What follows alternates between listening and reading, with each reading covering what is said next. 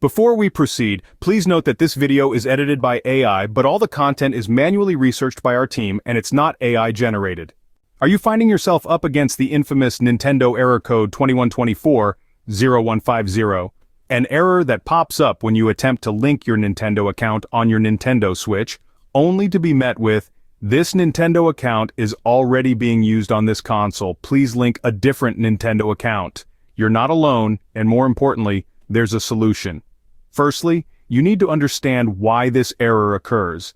As per Nintendo's official information, you cannot link your Nintendo account to more than one user on a single Nintendo Switch. If your account has already been linked to another user, this error will rear its head. The solution is simple, albeit a bit inconvenient. Create a new Nintendo account and link it to your user profile. If you're unsure about how to go about creating a new Nintendo account, there are a plethora of guides available online to walk you through the process.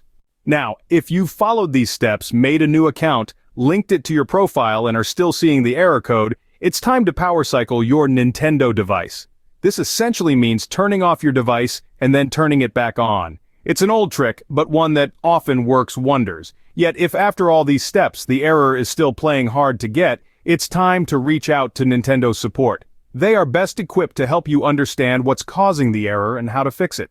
To summarize, the Nintendo error code 2124-0150 occurs when you try to link your Nintendo account to more than one user on a single Nintendo Switch. The solution is to create a new Nintendo account and link it to your user profile. If this doesn't work, try power cycling your device. If the error persists, it's time to contact Nintendo support. If you like this information, don't forget to subscribe. It will be a great support. And for more tech updates, visit queries.com.